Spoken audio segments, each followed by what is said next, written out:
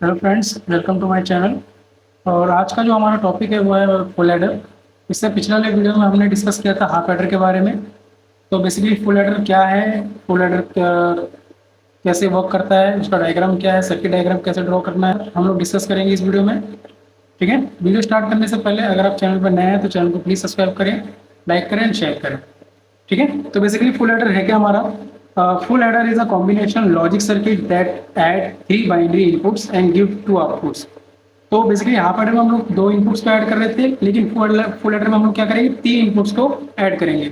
But यहाँ भी जो आपके आउटपुट आएंगे वो कितने होंगे, 2, सम एंड कैरी। ठीक है। A full adder can be actually the built using 2 half adder and 1 OR gate. तो बेसिकली जो आपका फुल एडर है वो उसका सर्किट डायग्राम कैसे बनता है, उसमें 2 आपके हाफ एडर होते हैं और एक आपका और गेट जो 2 हाफ एडर्स को आपस में ऐड करने का काम करता है। ठीक है। टेबल के बारे में डिस्कस कर लेते हैं कि टेबल कैसे क्रिएट की जाएगी 3 इनपुट्स को लेकर। ठीक है। ये हमारा फुल एडर की ट्रुथ टेबल है जहाँ पर हमने 3 इनपुट्स लिए हैं ए बी सी, और जो आउटपुट आएगा वो हमारा आएगा सम एंड कैरी। ठीक है। सेम कॉन्सेप्ट होगा, जहाँ पर आप दो बेसिकली हाफ एडर में आप 2 इनपुट्स को ऐड कर रहे थे, यहाँ पे 3 इनपुट्स को ऐड करेंगे। तो सबसे पहले बात करते हैं फर्स्ट इनपुट जो है हमारा, जहाँ पर हमारे तीनों इनपुट 0 0, तो सम भी 0 और कैरी भी 0। ठीक है। नेक्स्ट है हमारा 0 0 1, तो सम इज 1, कैरी 0। नेक्स्ट 1 0, मतलब बी आपके 3 इनपुट 0 1 0 हैं, तो आउटपुट में क्या आएगा, सम और कैरी 0। नेक्स्ट आपका जो है 2 इनपुट, मतलब 0 1 1, मतलब आपके पास 2 इनपुट 1 है, तो आपका आएगा क्या, कैरी 1 सम 0। ठीक है। नेक्स्ट है हमारा 1 0 0, तो सम 1 कैरी 0। नेक्स्ट है 1 0 1, तो कैरी आ जाएगा 1, सम is 0। Again 1 1 0, carry 1, some is 0। अब यहाँ पर जो आपका है लास्ट 1 1 1, यहाँ पर तीनों इनपुट आपके क्या है 1, जिसको अगर आप ऐड करोगे तो क्या आएगा 1 + 1 + 1 3, और 3 को हम कैसे लिखते हैं अपने बाइनरी फॉर्म में, 1 1। ठीक है। तो आपका सम भी 1 और कैरी भी 1। ठीक है। हमारी जो ट्रूथ टेबल है कंप्लीट हो गई है। अब हम लोग क्या करेंगे, सम एंड कैरी के लिए मिन टर्म फाइंड करेंगे। ठीक है। मिन टर्म एक्स टर्म तो कैसे करेंगे, तो इसका 2 तरीके हैं। पहला कि आप बूलियन एक्सप्रेशन को सॉल्व कर लीजिए। ठीक है। जहाँ जहाँ आपको 1 दिख रहा है उसके क्रॉसपॉन्डिंग आप क्या करें, ए एंड बी को उठा लीजिए, ए एंड बी एंड सी। ठीक है। और उसके बाद उनको आपस में सॉल्व करिए। But instead of using Boolean expression हम लोग क्या करेंगे, यहाँ पर के मैप को यूज करेंगे।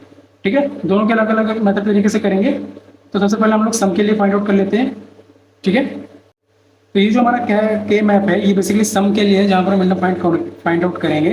तो आप बेसिकली क्या करिए, जहाँ आपने जो सम का एडिशन किया था वहाँ पर जाके चेक करना है आपको, जितने भी 1 है वो किस किस पोजीशंस पर हैं। ठीक है। उनको चेक कीजिए और उसके अकॉर्डिंग के मैप में पुट कर दीजिए।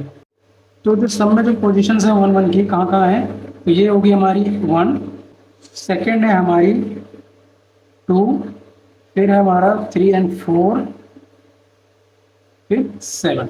ठीक है। तो सम की पोजीशन कहाँ कहाँ पे है, 1 2 4 7। ओके। क्या वैल्यूज को पुट कर देंगे। पोजीशन क्या थी हमारी, 1 4 2 एंड 7। तो सिंपली आप यहाँ पे चेक कर सकते हो कि हमारा कोई भी पेयर्ड ग्रुप नहीं बन रहा है।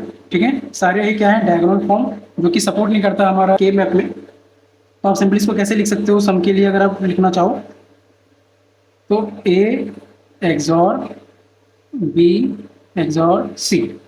ठीक है। तो ये आ गया हमारा सम के लिए के मैप के थ्रू मिल टर्म। तो अब हम लोग क्या फाइंड करेंगे कैरी के लिए, तो सेम तरीका होगा वहाँ भी। तो ये हम बना लेते हैं फटाफट उसके लिए के मैप। तो जैसे हमने सम में किया था कि जहाँ हमने चेक किया था कि 1 1 किस पोजीशन पर है, उसके अकॉर्डिंग हमने यहाँ पे पुट कर दिया सम में। उसी तरीके से कैरी में हम जाके चेक करेंगे, जहाँ जहाँ पोजीशन पर 1 आपको दिएगा उसके कॉरस्पॉन्डिंग यहाँ पे आपको पुट कर देना है। ठीक है। चलिए चेक करते हैं। तो ये हमारी टेबल थी जहाँ पर हमने सम के लिए चेक किया था। अब हम लोग क्या करेंगे कैरी के लिए। तो कैरी की जो पोजीशन क्या क्या है, 0 1 2 3, तो 3 पोजीशन पर आपका एक 1 है। ठीक है। 4 नहीं है, 5 6 7, मतलब बाकी आपके 5 6 एंड 7 पोजीशन पर आपके 1 है। ठीक है। तो हम लोग क्या करेंगे, अब यहाँ पर इसको पुट कर देंगे। पहला था हमारा 3, फिर 5 6 एंड 7। ठीक है। तो हमने पुट कर दिया। अब हम लोग क्या करेंगे, इसमें कोई ग्रुप बन रहा है, हाँ ऑब्वियसली यहाँ पे ग्रुप बन रहे हैं हमारे। तो टोटल कितने ग्रुप बन रहे हैं, 3।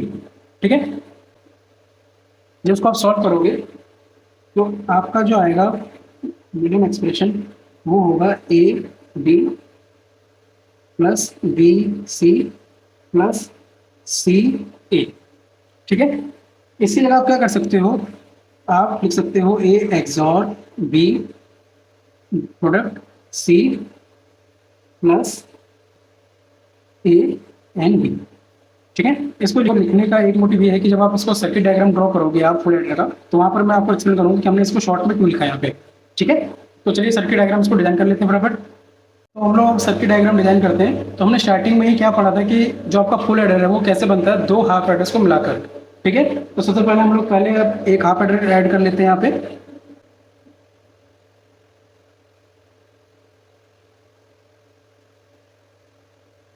और हाफ एडर में जब आपको अगर याद हो तो हमने वहां पर एक एंड गेट भी ऐड किया था उसके साथ, और जो हमारे इनपुट्स थे वो ए एंड बी थे।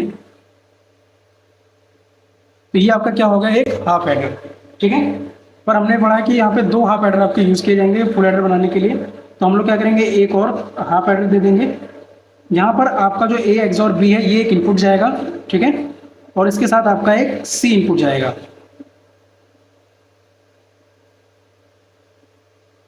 ये क्या बन जाएगा आगे जाके आपका ए एक्सॉर बी एक्सॉर सी।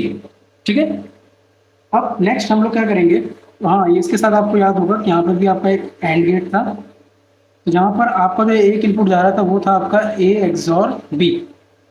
ओके, जो अगर आपको इक्वेशन में याद होगी जो मैंने अभी पीछे कैरी के लिए लिखी थी, आपको चेक करना दोबारा। और एक हमारा इनपुट है सी, और ये जो हमारा इनपुट है अब हम लोग क्या करेंगे, इसको और इस एंड गेट को